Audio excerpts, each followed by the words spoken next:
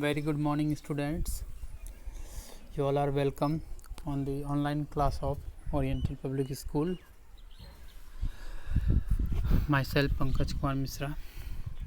Today I am here with a video of class 10 history lesson 1. Your topic is nationalism in Europe.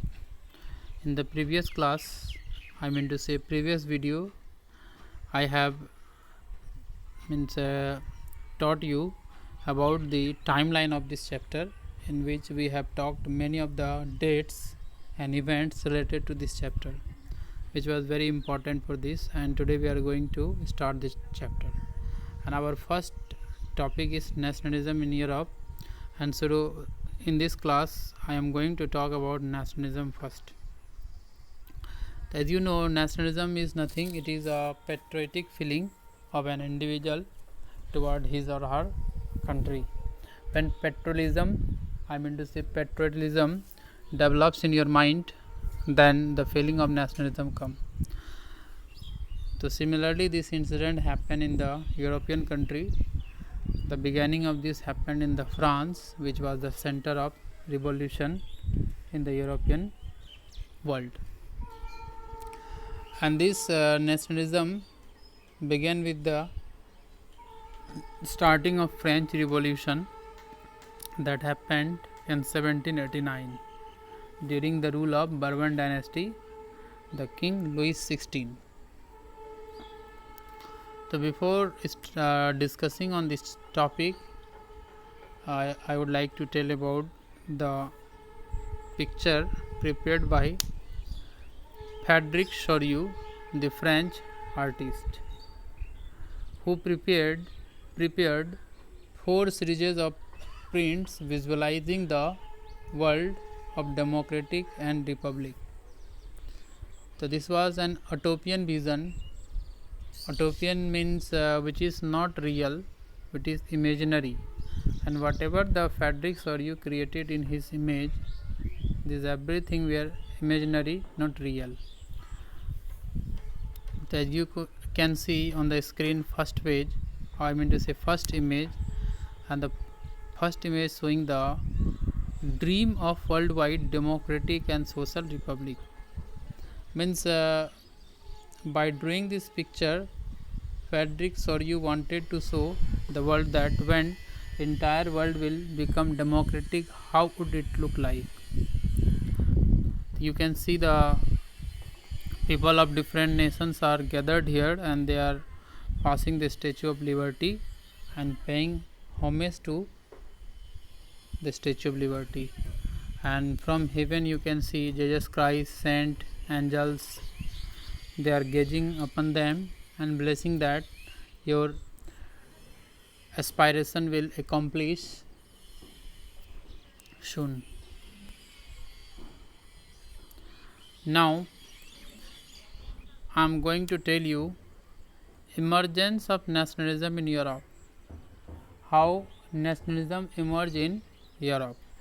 That during the 19th century, nationalism brought about sweeping changes in the political and mental world of Europe.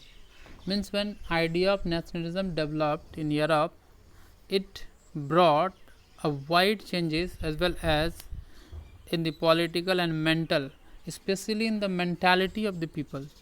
As you know, anything, whatever you are willing to be, happened, until unless you are not able to change the mentality of the people, means you cannot 100% effectively make it successful. That similarly happened as well as in the case of nationalism in Europe.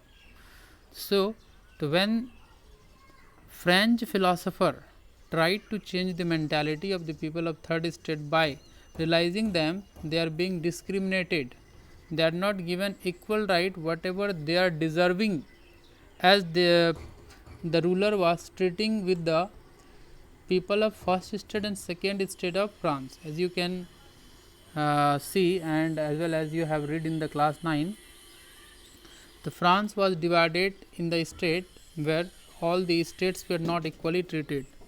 First state and second state, the people of first state were called as clergy, second state nobility, and in third state only means peasants, farmers, workers, these types of people were reciting.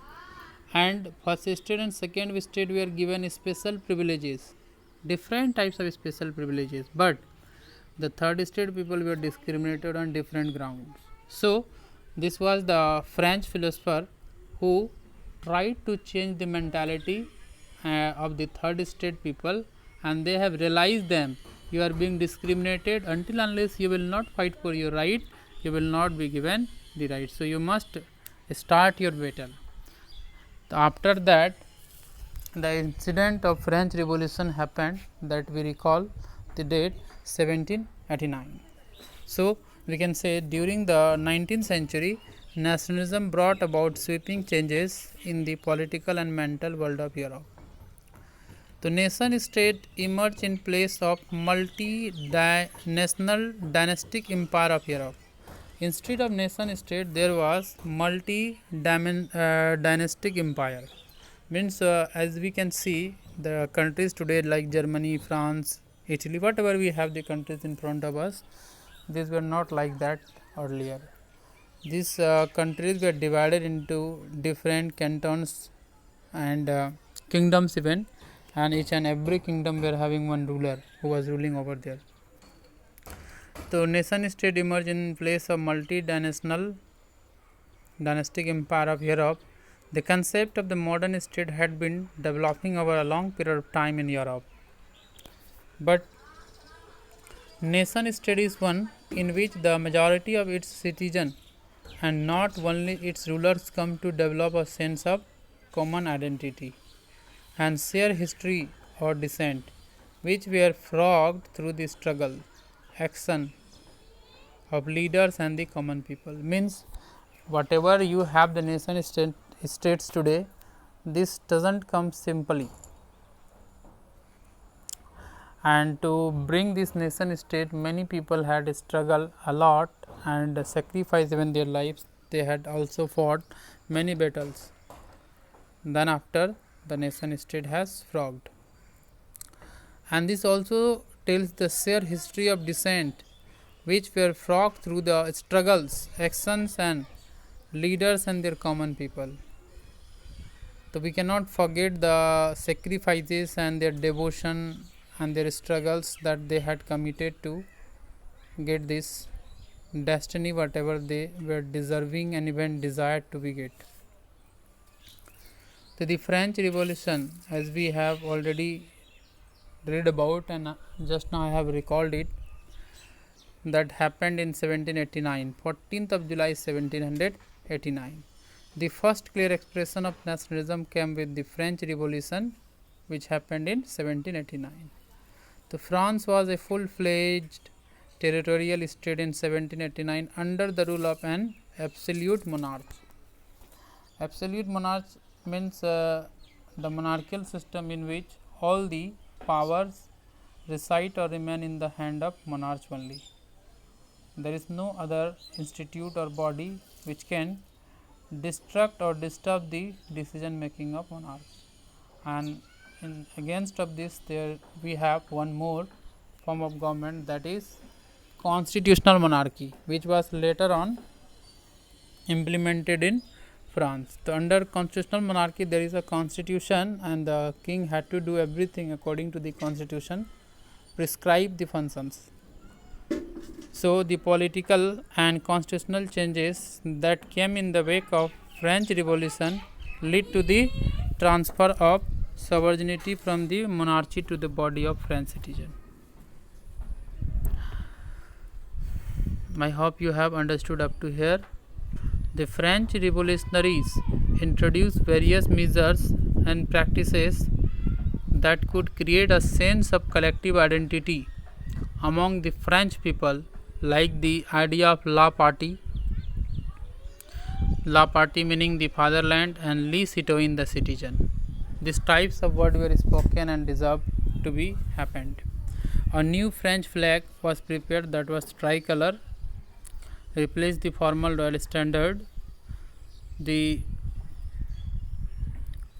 States General was elected by the body of active citizen and renamed the National Assembly. As you know, Active citizens were those who were having the right to vote, and remaining the people and all women were called passive citizens who were denied the right to vote.